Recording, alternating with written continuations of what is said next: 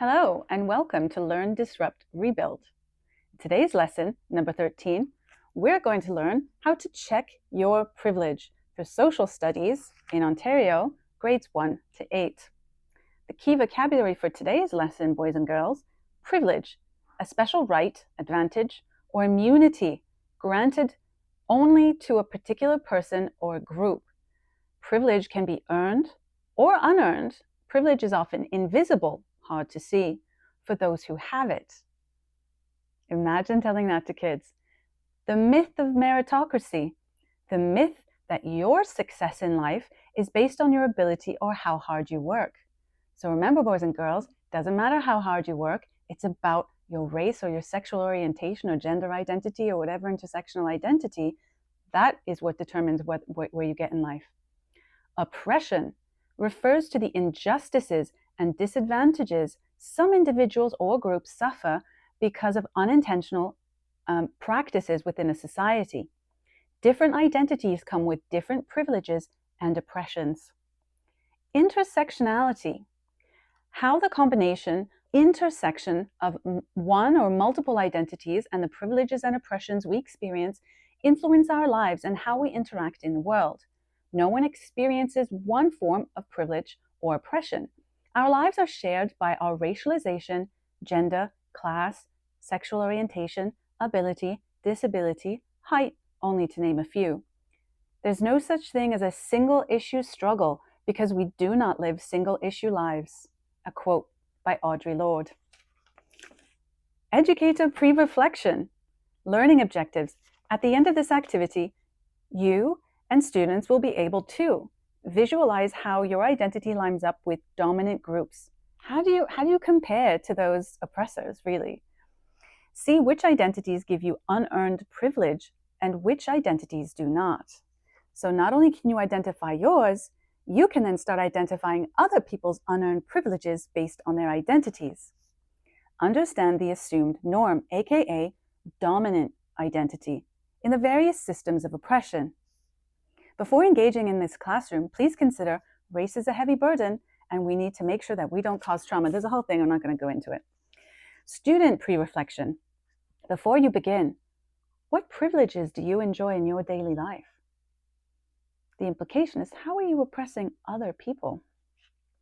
And here we have a provocation. Ooh, that's interesting. Let's have a look. It is quite possible that you enjoy quite a few privileges that you may not even be aware of. You may even take what you have for granted, such as the nature of privilege, but it can be a hard thing to understand, even for adults. So in-person classroom, here's a demonstration to help students visualize their own privileges. Okay, so we're going to do an exercise, a provocation exercise. First, all students receive a piece of paper. They crumple it into a ball. Then the recycling bin is placed in the front of the classroom. Tell students they represent the country's population, and they have a chance to reach the upper class, wealthy class, or 1%. All they have to do is throw the paper ball into the bin while sitting in their seats. Students in the back of the room will have a much more difficult time and will cite unfairness. Most students in the front will make it, and only a few at the back will make it as expected. Teacher prompts. The closer you were to the recycling bin, the better your odds. This is privilege. Did you notice how most of the folks who complained were in the back of the room? And the people in the front of the room were less likely to be aware of their privilege. Privilege is a special right, advantage, or immunity granted only to a particular person or group. Privilege can be earned or unearned. Privilege is often invisible or hard to see to those who have it. So how is this exercise related to race and racialization in Canada? Isn't that crazy? Okay, so the learning activity. Then once you've done all this, once we've really focused on how we might be oppressing others and how we're being oppressed by others, and we learned all this language, then we're going to do this exercise called the unpacking the invisible knapsack. Only after this exercise we're going to do this, right?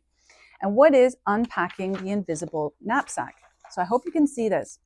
It's a questionnaire made up of a bunch of questions like, I think I can do anything I want when I grow up. I'm not afraid of the police. I find Well, just look at it. So pause and read.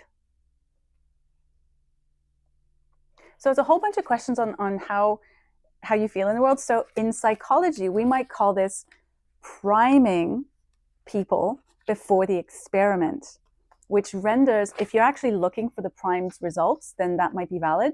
But they're gathering data for the school board to show that kids don't feel safe. So this actually, what they've done is invalidates the data that they are collecting, right? They should know this. If they're so keen on engaging in this psychological experimentation, they should know that they're creating false data where people have been pre-primed to give answers because they've been focusing on this idea that they're these class of people, they have privilege, unearned privilege, all this stuff, how am I being oppressed, how am I oppressing others, and then being asked this questionnaire. But it's not over. It's not even over, because in this exercise we have ideas for going deeper and further resources. So here we have looking at reverse racism. Polling has suggested that many white people in the USA now believe that prejudice against white people is a bigger problem in North America than racism against Black people. Blah, blah, blah, blah, blah. Statistically, it is not. Some people, well, imagine this is the statistics that they're gathering, right? Statistically, it is not. Some people have even begun to use the term reverse racism. This has been around decades, it's not new, to describe perceived prejudices against white people.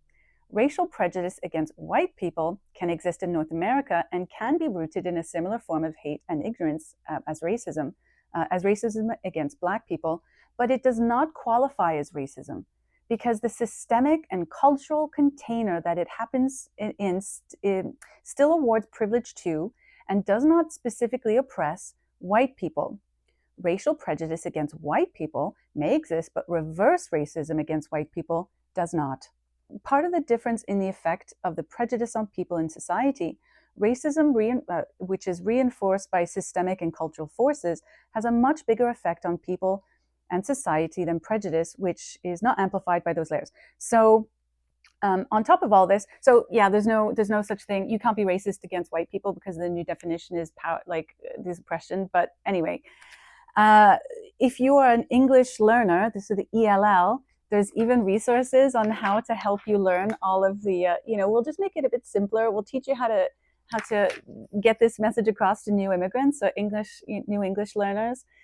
So they really do absorb all of these concepts of oppression and prejudice and unearned privilege. So everyone can inclusively learn how to be a social justice activist.